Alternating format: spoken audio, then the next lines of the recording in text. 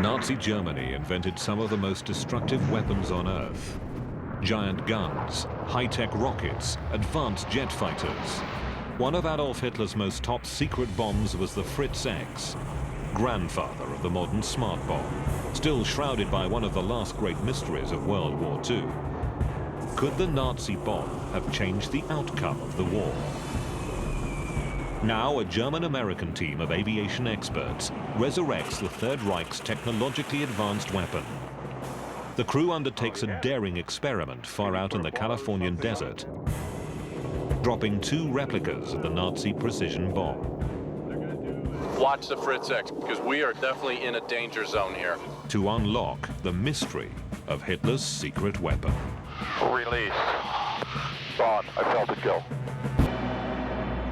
The Harz Mountains in Germany, a location infamous to US soldiers as a place of brutal battles in 1945. Here in a small castle lives an experienced model maker of World War II weaponry. None of his neighbors know about the secret projects he is working on. Nazi aircraft and weaponry as full-scale models. The mastermind behind these replica prototypes is Holger Bull, the son of a World War II German Air Force pilot. He reconstructed these replica suicide aircraft from blueprints drawn by Nazi engineers, hidden in archives for decades. One top-secret Nazi weapon puzzles Bull the most: the Fritz X, an early precision bomb that entered combat in 1943. Prototype testing revealed that the success rate with this radio-guided bomb was over 80 times higher than with conventional free-falling bombs of the time. Its first missions brought death and destruction in the Mediterranean. When the alliance with Italy broke up, Adolf Hitler ordered the bombing of the Italian fleet, including one of their biggest battleships, the Roma. It was September the 9th, 1943, as the Fritz X came down on the pride of the Italian Navy. The battleship sank after 2 direct hits within 35 minutes, leaving over 1,200 sailors dead. 2 days later, the Germans targeted the cruiser USS Savannah that was supporting US landings in southern Italy. Again, the Fritz X hit its target, but this time, something went wrong.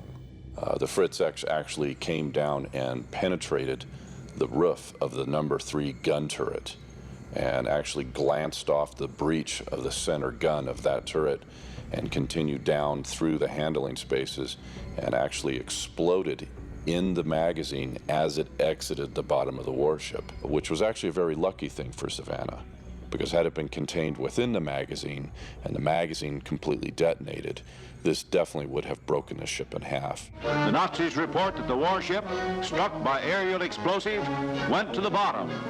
But here, Navy pictures show the Savannah afloat. In every documented case, the destructive power of the Fritz X proved so strong that it would completely rip through any battleship it hit. It would never explode while still inside the ship, but on exiting or in the water. So the debate continues. Was the bomb technically imperfect, or did Hitler's engineers design a superweapon that only failed by being too good for its time? The Fritz X mystery. Now, over 60 years later, Holger Bull embarks on a daring living history experiment, reconstructing the Nazi smart bomb and dropping it in a remote desert area. The model maker wants to test the replica's ballistics and its destructive power. This will be a first for him. This, of course, is some kind of wonder weapon system also, you know, really fascinates me, and it's a goal for me to get it into the air, to make it airborne. Model maker Holger Bull seeks to unlock the mystery of the Nazi bomb Fritz X. In one of his workshops, he and his assistant Bernd start assembling the Fritz bomb. They are 2 of very few people in the world producing full-scale models of World War II technology. They first replicate the aerodynamics of the main bomb body as close as possible to the original.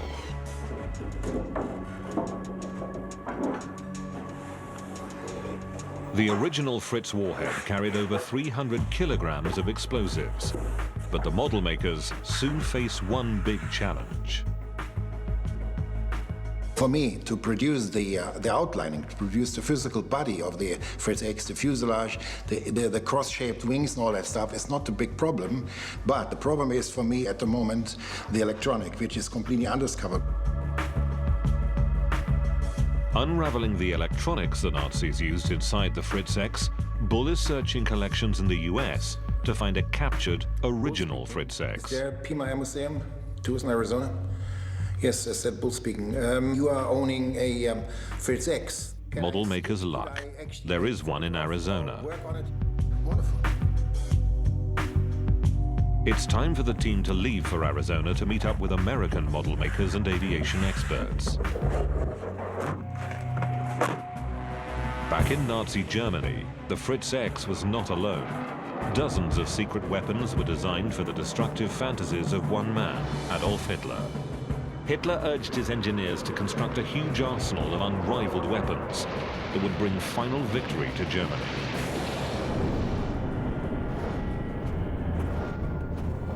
When the Berlin Wall came down, Nazi files hidden for decades in the former East Germany were discovered. They revealed for the first time Adolf Hitler's plan for a disastrous strike against the continental US. Until then, no aircraft in the world could cross the Atlantic without a stopover to refuel. But Hitler wanted to revolutionize long-range aviation with a project dubbed the America Bomber.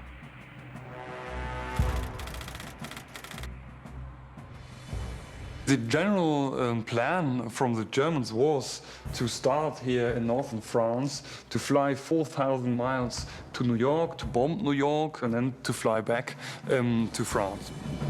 Hitler's high hopes rested on the Messerschmitt 264, a 4-engine bomber designed to carry a 6-ton bomb load. It was not really a realistic plan, it was just a war game in the year 42, and the only person who was really interested to put this forward was Hitler. The dictator became more and more obsessed with the project as 3 Messerschmitt 264 prototypes were built. In a top-secret war game from April 1942, the German Air Force targeted dozens of factories along the eastern coast of the US. By July 1944, Allied air raids had destroyed all the Messerschmitt prototypes. But unable to see his downfall, until 1945 Hitler still dreamt of suicide missions that would destroy the skyscrapers of Manhattan, leaving them in flames.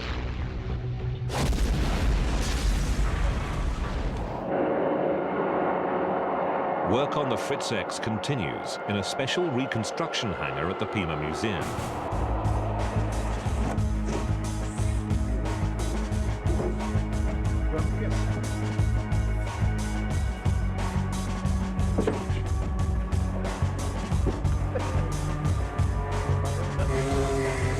For the outer skin of the Fritz X, plywood is used, which is flexible but high in strength and capable of resisting enormous air pressure.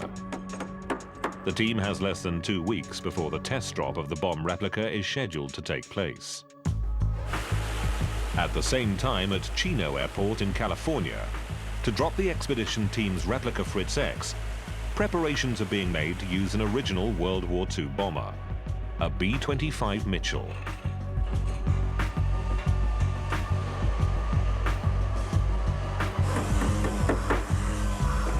In the meantime, the model-making team is working day and night to meet the deadline.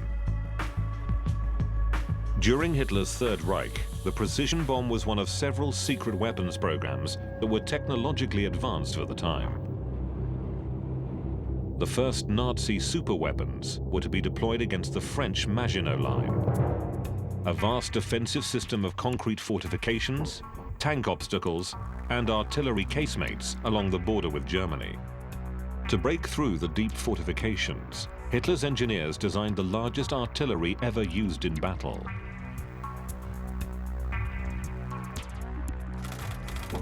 The guns, named Dora and Gustav, were positioned on special railway carriers, weighing a total of 1,300 tons. About 5,000 men had to be mobilized for the field use of each gun. The railway guns could be fired at distances up to 29 miles, or 47 kilometers. And its heavier shells weighed more than 6 tons. The artillery pieces, the Dora and Gustav, were enormous. They're meant to bring down city walls and defenses, but they're also a psychological weapon because of the random nature of when it's coming. There's very little warning. I mean, probably a few seconds before impact, you might have felt the rush, or heard a rush of wind or a whistle, and then, complete annihilation. I mean, these explosions were taking out city blocks at a time. As the Nazis had managed to circumvent the French Maginot Line, the Dora was first deployed in Russia to siege the fortifications of Sevastopol in June 1942. After about 45 rounds of the Dora gun, the city resembled a crater landscape on the moon. The success led Hitler to order still more destructive weapons. A top-secret Nazi film captured by US intelligence at the end of the war. In the US National Archives, historian Steve Weiper has discovered the key to understanding the inner workings of Adolf Hitler's precision bomb, Fritz X. The film also reveals how the German bombardiers were trained. I believe this is a training device for the bombardier. Yes, most probably. The training device consisted of a bridge with a synthetic control system placed over the conveyor belt. In this synthetic training, the observer keeps the crosshairs of the bomb sight on the target by use of the control stick. So here you see how much they were able to control the... Yeah, it's interesting how they can actually steer it back down and almost upside down and back into the target. Yes. The film reveals key pieces of the bomb's control system. Shortwave receiver installed in the tail section. And in the rear, an electric gyroscope. The roll gyro prevents the bomb from rolling so that the signals maintain their orientation. The gyro keeps the bomb in its basic stabilized position. Right. It must normally fit into a kind of metal shell. There it is, yes.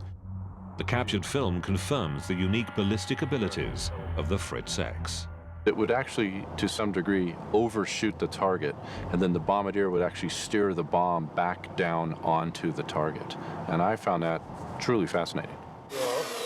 Yeah, careful how tight you get it, John. The model crew continues to assemble the tail section of the bomb. The special box shape of the tail was critical for the unique ballistics and destructive power of the Fritz X. Just before the war, Hitler's engineers came up with this completely new design that was too fast. The metal tubes prevented the bomb getting supersonic speeds, which would have been basically impossible to use the proper way, because it would have probably get through a target and explode deep in the water and without making any damage. The tubes also functioned as radio antennae for the bombardier's signal. Not so much left. The model team paints their bomb the pale blue of the German Air Force, the color used for the original Fritz X in combat. In less than 2 weeks, the crew also finishes a second replica bomb. They now have a backup in case something goes wrong during their initial test drop, scheduled to happen in just a few days in a remote desert area. Adolf Hitler's megalomania combined with his weakness for giant weaponry.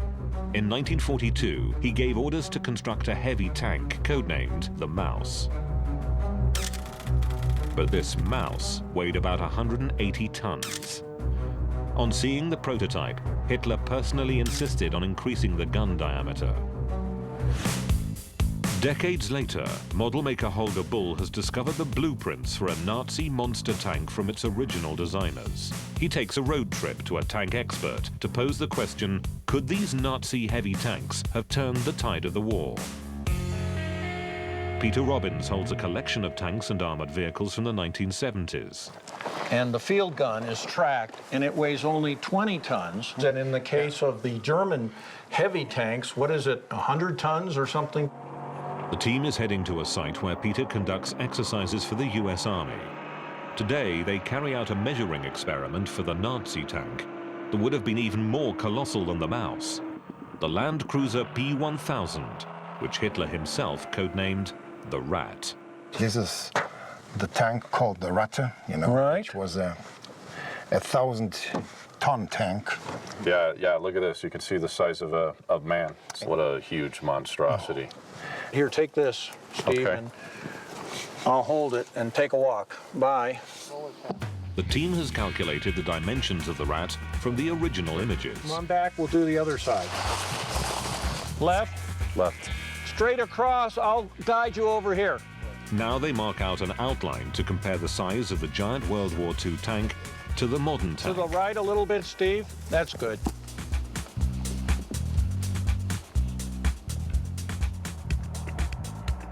Put side by side with a modern tank, the Rat would have been colossal. Weight 1,000 tons, length 35 meters, and battleship-type guns. How devastating would such an enormous tank have been in battle? The Ratte tank had such a large diameter projectile that its destructive force would have been absolutely enormous. Many, many feet of concrete, tremendous blast, tremendous killing power. But its mobility was so limited, you can't go down roads with it, and you can't go over bridges with it. And it might be able to go through a river, but who knows if it had enough displacement, positive buoyancy to stay on the surface and get across the river without becoming a submarine. So I think in reality it was more of a dream than everything else. Finally, Germany's Minister of Armaments stopped the project because he deemed it ineffective at a time of disappearing resources. For Steve and Holger, the mystery remains to be solved. Did the Fritz X, or any other of Hitler's secret weapons, have the potential to change the course of war?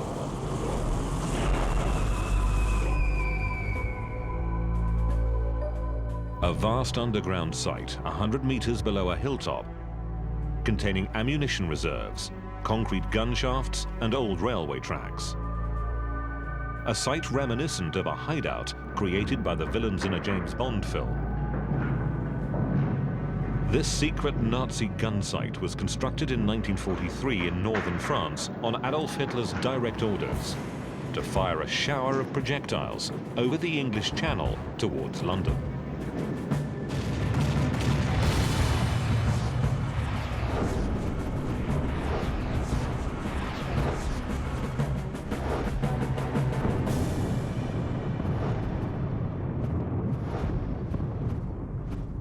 Hitler was able to draw sketches, and so he was also interested in drawing plans for bunkers, for example, but also for big battleships and for very heavy guns. So he was indeed doing some work by himself with his own pencil for these special weapons. Based on Nazi documents and Allied intelligence, this CGI shows the advanced design of Hitler's gun site in northern France, never fully realized in wartime. The V3, V for Hitler's vengeance on London. Thin, arrow-shaped projectiles were to be fired through a barrel whose projected length even surpassed Hitler's railway gun Dora. Propellant charges were to be ignited as the shell passed lateral chambers, boosting it to an incredibly high velocity, for a maximum bombing range of 100 miles, or 160 kilometers. On August 12, 1944, the US launched a counter-operation off the English coast. Joseph Kennedy Jr., JFK's older brother, was deployed to arm a bomber that was then to be remote-controlled into Hitler's cannon site. But the mission went wrong. Before Kennedy could parachute to safety from the armed bomber, the explosives detonated. It was a tragic failure of US intelligence. Over 4 weeks before, a British bombing raid had already rendered the Nazi gun site useless. Now, Steve Wiper and Holger Bull transport their 2 replicas of the Nazi bomb Fritz X to Chino Airport in California. They will work with a company called Aerotrader, which owns original World War II bombers and has experience test dropping bombs from these planes. For Carl Scholl, who has been in the business of restoring World War II aircraft for over 30 years, the Fritz experiment will be a first. Maybe 200. 200, and we're going to have to ballast it to try to get closer to the real weight. Okay, good. So this is our baby, our B-25. We've actually used this thing in several movies. We've launched the airplane from a couple of aircraft carriers over the years, and now we'll get to drop a Fritz bomb. Yeah, that'll be different too. We've never done anything like that. We've dropped torpedoes and parachutes and parachute dummies and things like that. But not German-guided bombs. But no German-guided bombs, so that'll definitely be a first. Okay, well, we have a torpedo rack set up in the bomb bay, but I think with our configuration, with your bomb, the span on it is too large, so we'll leave the bomb bay doors off, which we've already removed. Yes. And then we'll have to come up with a configuration to attach the bomb to our mechanism and then come up with a suitable release mechanism, which we can do.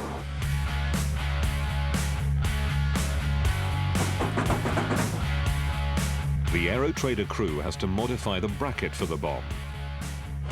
The replica Nazi bomb is much bigger than the torpedoes they've dropped before.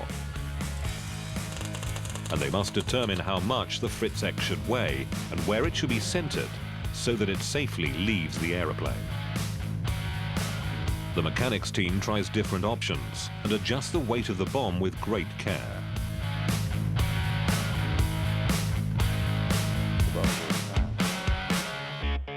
Still, pilot Carl Scholl has safety concerns. We need the nose of this thing 100 pounds heavy, so it definitely pitches down, because I don't want this thing going trying to decide what it's going to do, because the center of gravity is neutral. I mean, it's definitely got to be nose heavy.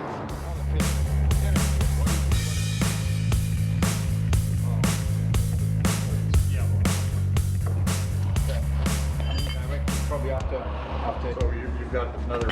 Yeah, we're gonna add 50 more.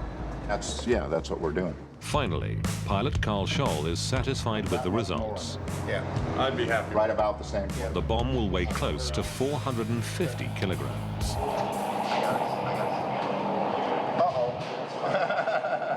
I don't want this thing going through the air like this. I want it to definitely go down. That way we can have some control over where it lands. If it flies too much, then we don't know where it's going to go. US Navy smoke flares are attached to the bomb's rear to better monitor the flight of the Fritz X. Okay, Carl, But a safety test must be conducted so the flares don't place the plane in danger. Does it now? Yeah, go ahead. Well, Will the real destructiveness of Hitler's secret weapon be revealed in the drop test, scheduled in a few days? Chino Airport, California. In just 2 days' time, an experiment team will test drop a reconstructed Nazi bomb from a B-25 bomber onto a replicated battleship outline. With this experiment, the crew wants to determine the ballistics and destructive power of the Fritz X bomb. The testing site is a remote part of the Californian desert, on the property of bomber pilot Carl Scholl. basically this area, which is a quarter of a mile by a half a mile, will be our drop zone. And what I'd like to do is set up the profile of the Roma, something like that, and be moving west to east, and pick a point where we think we're going to hit the battleship, and that'll be our release point. And then by having the ground teams back here kind of in a safe zone, that will help protect everybody from getting hit. Tony Ritzman, who has flown the B-25 for over 30 years, points out the risks of the bomb drop. Once it falls free from the airplane, we don't know if it's going to pitch up and down, if it's going to enter into a roll movement, or quite conceivably it could even pitch up and start tumbling. And so the first 2 or 3 seconds of release are going to be a little bit of a risky event as far as maybe the Fritz hitting us. In fact, the real Fritz X was so fast that it would have reached supersonic sound. That's why they had these roundish tubes at the end of it, to prevent the supersonic sound speed, We're in the testing phase. And if you'll remember, the Germans used up over 600 of these devices just learning how to drop them. Yeah, and we're going to do it. Let's not think too much with about 2. that. Yeah, that's true.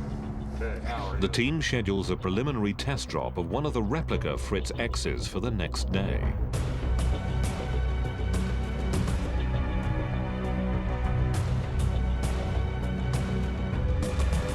The German-American team has reconstructed the Nazi bomb in a remarkably short time. With the engines of the B-25 bomber running, they now want to eliminate a disaster scenario, the replica losing parts due to the pressure of the bomber's airstream.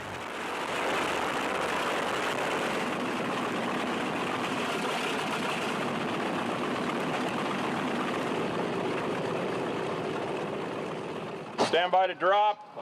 3, 2, 1. The modified release mechanism works perfectly. Well, we didn't really test it in the airstream. All we tested was the vibration factor with the engines running, but everything looked plenty stable, so I think we're good to go. But the Fritz X was not the only secret weapon in Hitler's arsenal. Across the ocean in Germany, a seemingly innocuous peninsula in the Baltic Sea, close to the Polish border.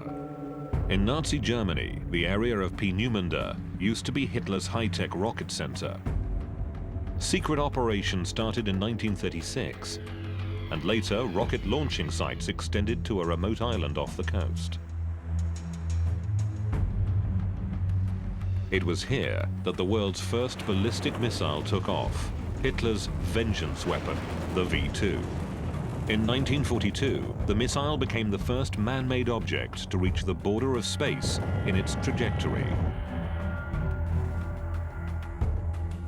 Today, special permission is needed to enter the restricted area containing the ruins of Hitler's Cape Canaveral. The legendary Peenemünde also gave birth to another advanced Nazi rocket, the Wasserfall. A single rocket was designed to bring down a whole fleet of enemy aircraft. The plan was for the warhead to detonate inside of a bomber formation, and its special liquid explosive would create a devastating blast area. The Wasserfall was really the first potentially effective surface-to-air missile that could have been widely used and very effective against bomber fleets. It really, of all the German weapons at the time, probably could have changed the course of the war in the West, possibly even a negotiated or a termed surrender. But Hitler regarded defensive weapons like the Wasserfall as defeatist. He didn't see the point. Instead, he promoted the vengeance and offensive weapons up until the very end of the war, still dreaming of final victory. Now, over 6 decades after the first and most fatal missions of the Fritz X, the replicas of the Nazi bomb are ready for a bold test drop in a remote desert site.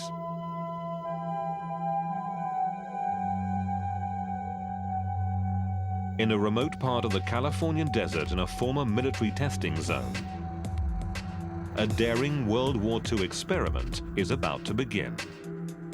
The test drop of 2 replica Nazi bombs onto a battleship outline, marked as a target area in the sand. The outline is a copy of the shape of the Italian battleship Roma. The Roma and the cruiser USS Savannah were both hit in the Mediterranean in September 1943 by the radio-guided bomb Fritz X. Now, the drop experiment wants to solve the mystery. Did the Savannah survive because the Fritz bomb was technically imperfect? Or was the German bomb too powerful for its time, ripping all the way through the battleships before having time to fully detonate? To replicate the conditions of 1943, the outline in the desert must be over 250 meters long and over 30 meters wide. Yeah, some more, please. Hold on. Naval historian Steve Wiper confirms that the target is correct. So we're pretty close, right? Yeah, no, you guys have a good layout. There's a couple of minor adjustments, but other than that, it looks really good. Okay.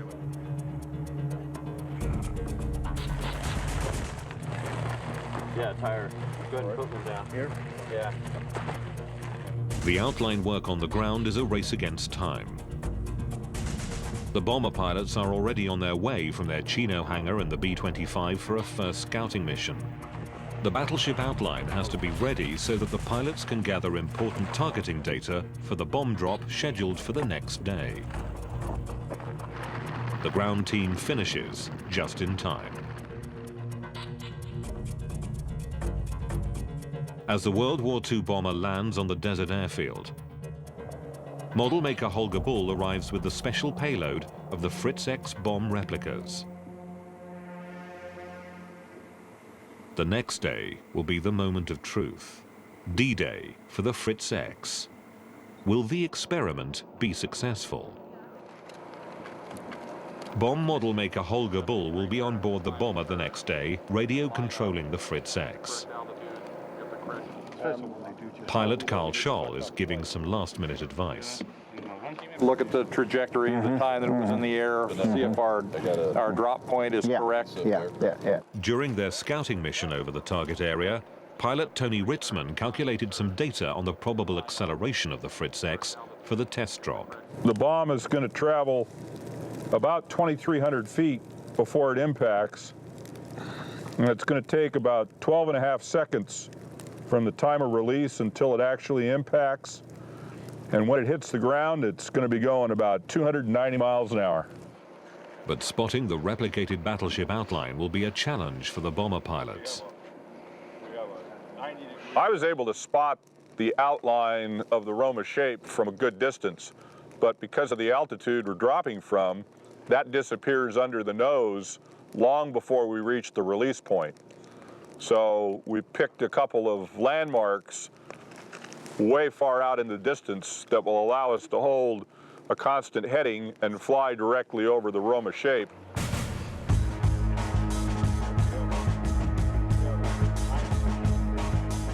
It's the day of truth for the Fritz X experiment. Every one of the team works on their final preparations. For safety reasons, the replica's warhead is not packed with explosives.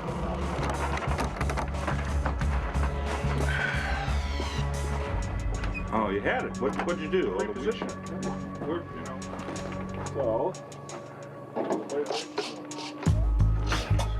To better monitor the bomb's trajectory during the drop, Steve Weiper devises a special camera contraption. To protect the camera from damage, it will be pulled away from the bomb by a parachute system before impact. So we have a trigger that's released, that catches the wind or the air slipstream, and then that will pull the drogue parachute, which will in turn pull the main parachute, which will in turn yank the entire camera module off the back of the Fritz X, hopefully just before it hits the ground. Now the bomb and the bomber are ready for takeoff, ready for the first test drop of their Fritz X bomb on American soil. Pilots Tony Ritzman and Carl Scholl prepare for the drop of the Nazi replica bomb Fritz X from their World War II bomber. A last radio check with Steve Weiper, who will be leading the ground team in the target area. 2 or 3 minutes to land. Before takeoff, Tony Ritzman holds a final briefing on worst-case scenarios. The moment of truth is about to arrive, so let's talk about what we're going to do here. We're going to climb out, do a 270-degree climbing right-hand turn, go about a mile to the west. First pass is going to be a dummy pass, just so that everybody's comfortable with the drop line, the run-in, your position. When you're going to be dropping, so I'm going to hear that on the radio. Do you have a signal you want to give me? Carl is going to start the countdown. 5, 4, 3, 2, 1, release. At that point, it's all yours. Yeah, I realized that. All right, let's talk about what can happen that can go bad. If the Fritz X really starts shedding parts, you know, the tail's vibrating or something really, really unsafe, I'm going to go out here and punch it off, okay?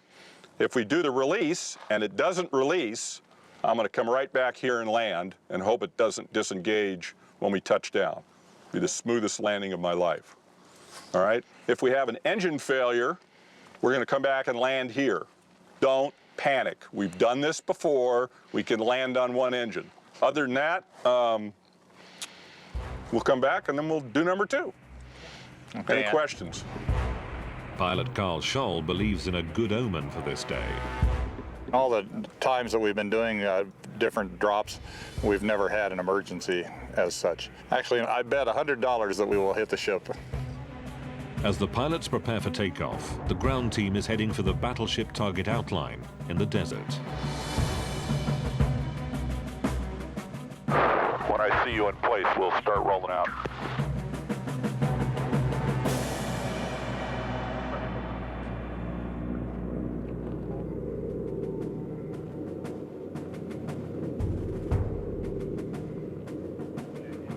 Okay, look a little more to your left. You see the orange? Oh yeah, the orange up, that's the stern. The B-25 is not identical, but closely resembles the German planes that dropped the Fritz X during the war. The bombardier had to crouch in a glass compartment at the nose of the plane. Today, this will be the job of bomb model maker Holger Bull. It's his first ride in an American bomber. Okay, Holger in the nose, we're rolling in. I'm ready.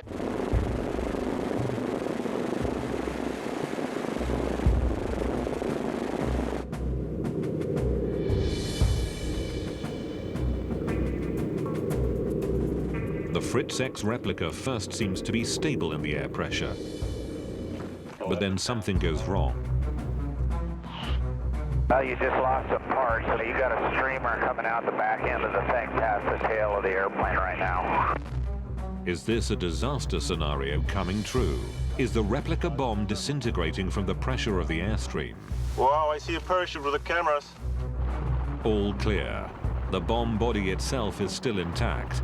It was the parachute of the camera contraption, devised to monitor the bomb, that broke loose too soon. Okay, so you're saying the parachute released, but the black camera body is still attached. Looks like the black camera body is still attached. Steve, you copy that? The parachute mechanism fell off the back on the takeoff roll. Yeah, I copy that. Apologies. Okay, you should have the target inside, Holger. We're turning inbound now. I will do my best to get it into the target.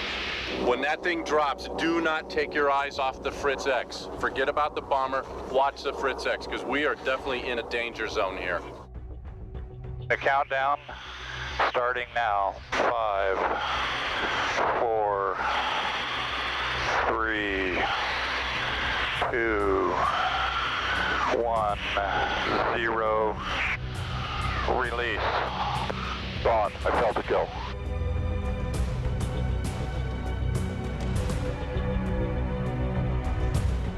There it goes. Look at it. Beautiful. Look at that thing go. Here it comes. Here it comes. Whoa! Look at that thing go. Whoa! Look at that thing go. Wow! Wow!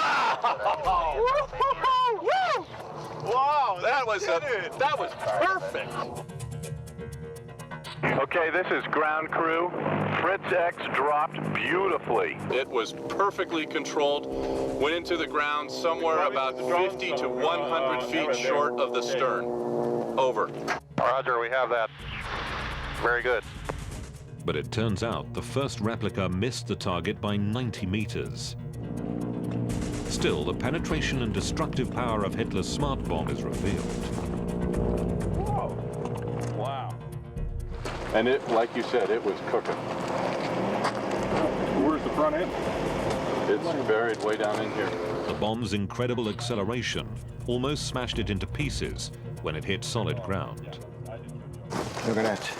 I thought it The edge of it. when it first started. Crushed like on a real crash of an airplane with high speed. Where is the other one? So this was a thing which was straight and fine.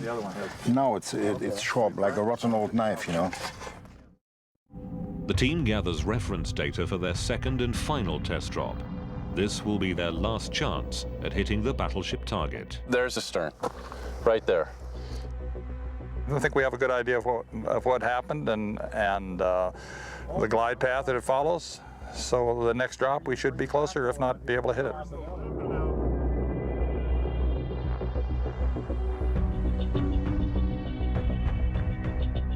On the second drop, Holger Bull joins the ground team to observe his replica's drop in person.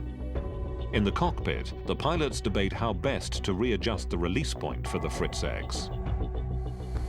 See, the tree line points right at it. No, it doesn't. The tree line is off to the left of it. That's the problem. Well, that's where we were. We were always to the right. Finally, the pilots find their proper reference points for the bomb's release on the replica ship. Oh, this looks better this time. Live run.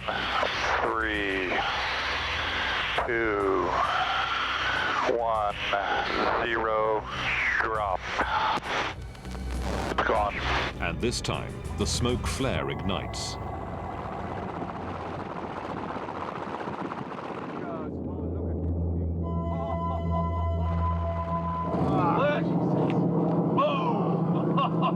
Good. Okay, B-25 is going into land.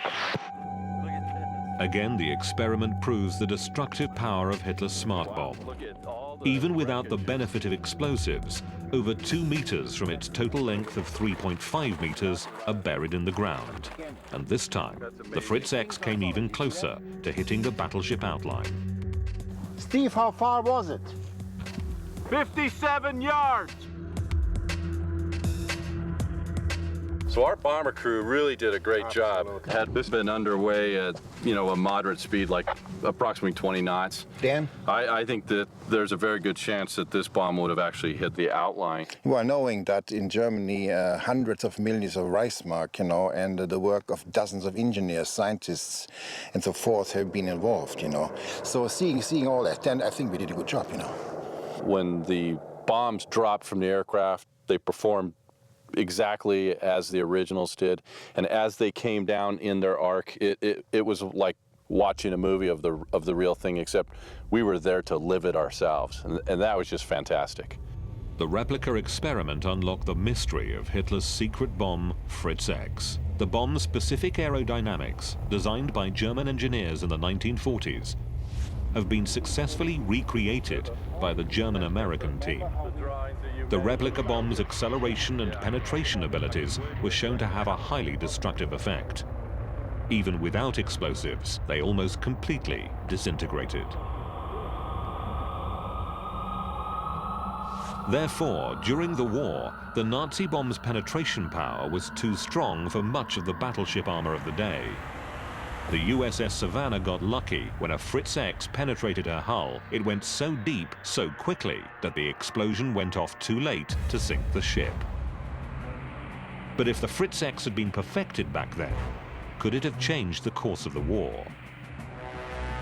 Towards the end, Hitler's weapons program became more and more desperate. In 1944, the dictator pushed for another last-minute weapon. The Heinkel 162, with a top speed of over 560 miles an hour or 900 kilometers per hour, was the fastest jet at the time. But the German Air Force was running out of pilots, and some Nazi fanatics had the ingenious idea to send boys from the Hitler Youth into air combat. So they nicknamed the jet Volksjäger, the People's Fighter. A dictator's final desperation.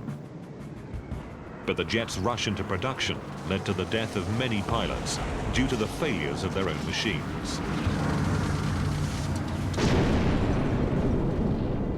Awaiting the invasion in France in 1944, Hitler dreamt of crushing the landing forces with bombs like thunderbolts. But the new generation of Fritz X that could resist Allied jamming of its control signals was not yet in mass production. On June the 6th, 1944, D-Day, Allied fighters supporting the landing prevented the few German bombers left from bringing the smart bomb successfully to enemy targets. But what if the Fritz X could have been deployed on the US troops approaching Omaha Beach, fulfilling the evil fantasies of the Nazi dictator? A sinister scenario, imagining hundreds of Fritz X bombs thundering down. And countless soldiers killed even before reaching the beach. Hitler's smart bomb could have turned D-Day into doomsday for the Allies.